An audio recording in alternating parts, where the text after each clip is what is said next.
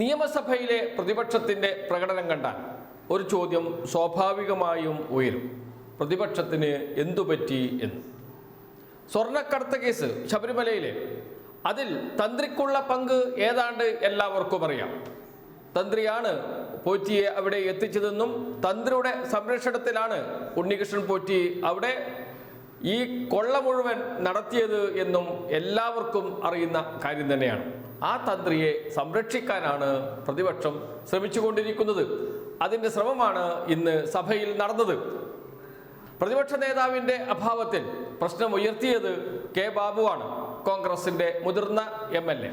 മറുപടി പറഞ്ഞത് P രാജീവും MP രാജേഷും, കൂടെ കെ രാജനുമുണ്ട്.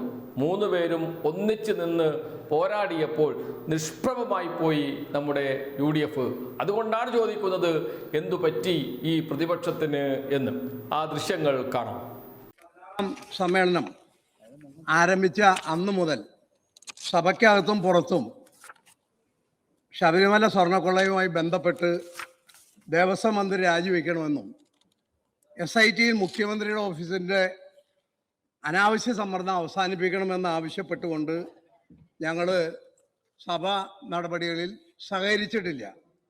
സാർ, ശബരിമല സ്വർണ്ണക്കൊള്ള കേസിൽ പോറ്റി അടക്കമുള്ള പ്രധാന പ്രതികളെല്ലാം ഇന്ന് ജയിലിന് പുറത്ത് ആണ്. ശബരിമലയിലെ കട്ടിള പാളിയും പാലക ശില്പവും അടക്കം വിറ്റ് പണമടിച്ചവർ ഇന്ന് സ്വൈരവികാരം നടത്തുകയാണ്. ഗവൺമെൻറ് വീഴ്ച കൊണ്ട് അവർക്കെല്ലാം 90 ദിവസം കഴിഞ്ഞപ്പോൾ കോടതി ജാമ്യം കൊടുക്കുന്ന സ്ഥിതി ഉണ്ടായി. സാർ, ജയില് പ്രധാനപ്പെട്ട പ്രതികളെല്ലാം ഇന്ന് ജയിലിന് പുറത്താണ്. സാർ, അതോടൊപ്പം തന്നെ ആചാര ലംഘനത്തിൽ ഗവൺമെന്റ് നിലപാടിനെ അനുകൂലിച്ചില്ല എന്നുള്ളതിൻ്റെ പേരിൽ ശബരിമല തന്ത്രിയെ അനാവശ്യമായി 40 ദിവസം ജയിലിൽ അടക്കുകയുണ്ടായി. സാർ, അദ്ദേഹത്തെ കോടതി പറഞ്ഞിട്ടുള്ളത് തെളിവിന്റെ ഒരു കണിക പോലും അദ്ദേഹത്തിന്റെ പേരിലുണ്ടായ ആക്ഷേപങ്ങളിൽ ഇല്ല എന്നുള്ളതാണ്. സാർ, അതുപോലെ തന്നെ അയ്യപ്പ സംഗമം നടത്തിയതിലൂടെ വലിയ സാമ്പത്തിക ക്രമക്കേടുകൾ നടന്നതായി ദേവസ്വം ബോർഡ് നിയോഗിച്ച ഓഡിറ്റർ ഹൈക്കോടതി കൊടുത്ത റിപ്പോർട്ടിലൂടെ തന്നെ തെളിഞ്ഞിരിക്കുകയാണ്. സാർ, ഏറ്റവും ഒടുവിൽ ആണ് ശബരിമല യുവതീ പ്രവേശനവുമായി ബന്ധപ്പെട്ട കേസ് സുപ്രീം കോടതി വന്ന് ആ കാര്യത്തിൽ യുവതീ പ്രവേശനവുമായി ബന്ധപ്പെട്ട് ആചാര ലംഘനത്തിനോടും ആചാര ലംഘനത്തെ അനുകൂലിക്കുന്ന വിധത്തിലുള്ള സംശയാസ്പദമായ അങ്ങേയറ്റം വിശ്വാസികളെ വഞ്ചിക്കുന്ന ഒരു നിലപാടാണ് ഗവൺമെന്റ് സ്വീകരിച്ചത്. സാർ, അതുകൊണ്ട് ഗവൺമെന്റിന്റെ ഈ നിലപാടിൽ പ്രതിഷേധിച്ച് കഴിഞ്ഞ കുറെ ദിവസങ്ങളായി ഞങ്ങൾ സഭാ നടപടികളിൽ നിസ്സഹകരിച്ചു വരികയാണ്. ഇന്നും ഞങ്ങൾ സഭാ നടപടികൾ സഹകരിക്കില്ല എന്ന് അറിയിക്കാൻ ഞാൻ ബഹുമാനപ്പെട്ട ലോ മിനിസ്റ്റർ ഒന്ന് മിനിസ്റ്റർ കേൾക്ക്. അദ്ദേഹം കേട്ടല്ലോ, മിനിസ്റ്റർ ഒന്ന് കേൾക്കരുതാ, സൂചിപ്പിച്ചത് മിനിസ്റ്റർ കേൾക്ക്. സാർ, യഥാർത്ഥത്തിൽ അദ്ദേഹത്തിന് ഒരു പ്രസംഗം കിട്ടാൻ ഒരു അവസരം കിട്ടിയത് നന്നായി. അദ്ദേഹത്തിനൊന്ന് പ്രസംഗിക്കാൻ ഒരു അവസരം കിട്ടിയതായിട്ട് കണക്കാക്കിയാൽ മതി. പക്ഷെ അദ്ദേഹം നടത്തിയ പരാമർശങ്ങൾ യഥാർത്ഥത്തിൽ സാർ ഹൈക്കോടതിക്കെതിരായിട്ടുള്ള പരാമർശങ്ങളാണ്. കാരണം ഈ കേസിന്റെ അന്വേഷണത്തിന്റെ പൂർണ്ണമായ മേൽനോട്ടവും ഹൈക്കോടതി ഡിവിഷൻ ബെഞ്ചാണ്.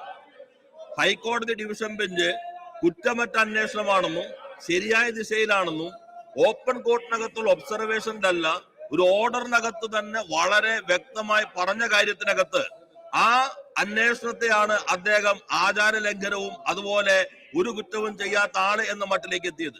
സാർ, ഗവൺമെന്റിന്റെ ഭാഗം വളരെ വ്യക്തമാണ്. തന്ത്രിയാണോ അകത്ത് കിടക്കുന്ന ആരാണോ അവര് പ്രതിയാണെന്നോ പ്രതിയല്ലെന്നോ ഗവൺമെന്റിന് അത് സംബന്ധിച്ച് യാതൊരു അഭിപ്രായവും ഇല്ല. കാരണം ഈ അന്വേഷണം പൂർണ്ണമായി നടക്കുന്നത് ഹൈക്കോടതി ഡിവിഷൻ ബെഞ്ചിന്റെ മേൽനോട്ടത്തിനകത്ത് മാത്രമാണ്. ഞങ്ങളുടെ മുൻപിൽ അന്വേഷണത്തിന്റെ ഒരു റിപ്പോർട്ടും വരുമില്ല. സീല് വെച്ച കവറിനകത്ത് ഹൈക്കോടതി ഡിവിഷൻ ബെഞ്ചിനകത്താണ് വരുന്നത്. ഹൈക്കോടതി ഡിവിഷൻ ബെഞ്ച് ഈ അന്വേഷണം ശരിയായ രൂപത്തിലാണ് എന്ന് പറഞ്ഞിട്ടും ഈ സമരം തുടരുന്നത് രാഷ്ട്രീയമായ ചില ലക്ഷ്യങ്ങൾ വെച്ചുകൊണ്ടാണ്. സാർ, ഞാനൊരു കാര്യം പറയട്ടെ സാർ. 1987 ലോക്സഭാ തെരഞ്ഞെടുപ്പ് നടക്കുമ്പോൾ ഫൈസാബാദിൽ വെച്ച് രാമരാജ്യം എന്ന മുദ്രാവാക്യം ആദ്യമായി അവതരിപ്പിക്കുന്നത് കോൺഗ്രസ് ആണ് സാർ. അയോധ്യയിലെ ജവഹർലാൽ നെഹ്റു സരയൂ നദിയിലേക്ക് വലിച്ചെറിഞ്ഞ താക്കോലുകൾ, ആ താക്കോലുകൾ വീണ്ടും അത് തുറക്കാൻ അനുവദിച്ചത് കോൺഗ്രസ് ആണ് സാർ. അതിനുശേഷം അയോധ്യയിൽ ശിലാന്യാസം അനുവദിച്ചത് കോൺഗ്രസ് ആണ് സാർ. യഥാർത്ഥത്തിൽ BJP-യുടെ ഹിന്ദുത്വ രാഷ്ട്രീയത്തിന് ക്ഷേത്ര രാഷ്ട്രീയത്തെ ഉപയോഗിക്കാൻ വഴി തുറന്നു വിട്ടത് സാർ കോൺഗ്രസ് ആയിരുന്നു സാർ. ഇപ്പൊ കോൺഗ്രസ് ചെയ്യുന്നത് നവയുഗം എന്നുള്ളത് BJP യുഗത്തിലേക്കുള്ള യാത്രയ്ക്കുള്ള വഴിയൊരുക്കലാണ് സാർ കോൺഗ്രസ് ഇപ്പോൾ ചെയ്തുകൊണ്ടിരിക്കുന്നത്. അത് ഈ രാജ്യത്തെ അപകടത്തിലാക്കും. എന്തുകൊണ്ടാണ് സാർ ഈ കേരള സ്റ്റോറി വരുന്നത്?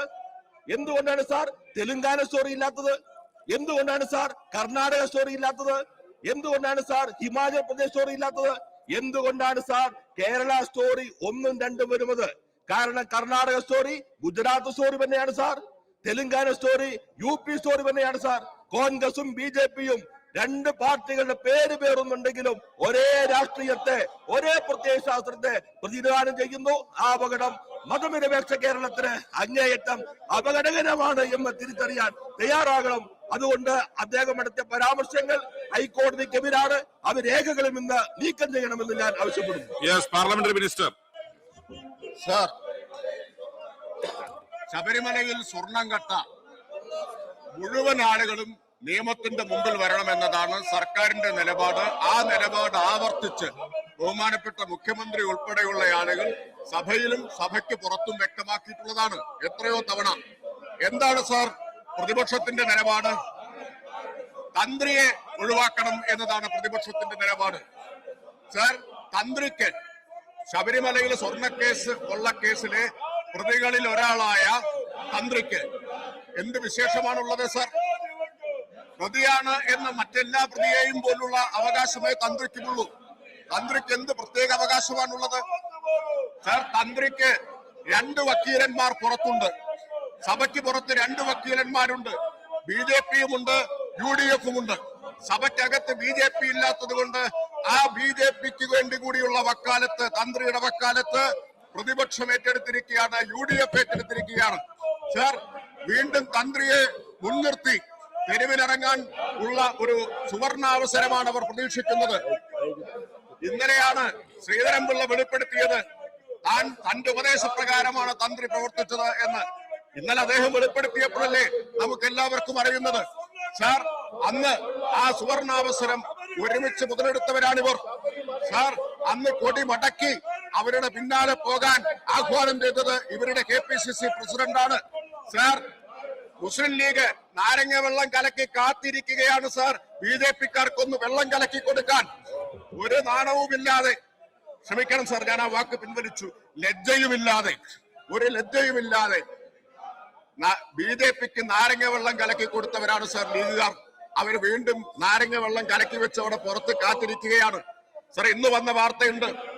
ഇന്നത്തെ വാർത്ത എന്താണ്? അസമിലെ PCC പ്രസിഡന്റ് ഭൂപൻ ബോറ BJP-യിൽ പോയി എന്നാണ് വാർത്ത. ആസാമിലെ BJP പ്രസിഡന്റ് ഭൂപൻ ബോറ BJP-യിൽ പോയിരിക്കുന്നു. ഈ ഇരിക്കുന്നവരിൽ എത്ര പേർ നാളെ കോൺഗ്രസിലുണ്ടാവും, UDF-ലുണ്ടാവും എന്നതിന് വല്ല ഗ്യാരണ്ടിയുമുണ്ടോ സാർ? വല്ല ഗ്യാരണ്ടിയുമുണ്ടോ? ഓരോ ദിവസവും PCC പ്രസിഡന്റ് മുതലുള്ള ആളുകൾ BJP-യിലേക്ക് ഒഴുകിക്കൊണ്ടിരിക്കുകയാണ്. അപ്പോഴാണ് ഇവർ നാരങ്ങ വെള്ളവും കലക്കി കാത്തിരിക്കുന്നത്. സാർ, ഇത് രാഷ്ട്രീയ ഉപജാപമാണ്. ഈ രാഷ്ട്രീയ ഉപജാപം കേരളം ഇപ്പോൾ മനസ്സിലാക്കിക്കൊണ്ടിരിക്കുകയാണ്. ഇവരുടെ പ്രശ്നം ശബരിമലയിലെ സ്വർണം കട്ടവരെ നിയമത്തിന്റെ മുമ്പിൽ കൊണ്ടുവരണം എന്നതാണോ, അതോ സ്വർണം കട്ടവരിൽ ഞങ്ങളുടെ ആളുകളെ ഒഴിവാക്കണം എന്നതാണോ?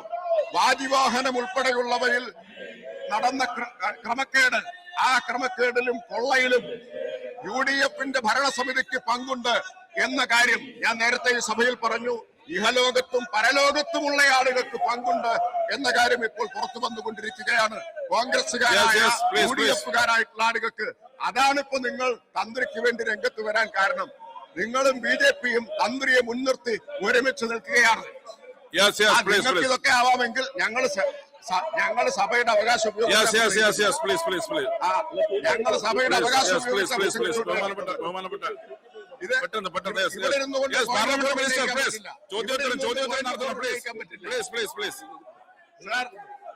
സാർ, അതുകൊണ്ട് ജനങ്ങൾ ഇത് മനസ്സിലാക്കുമെന്ന് മാത്രമേ പറയാനുള്ളൂ.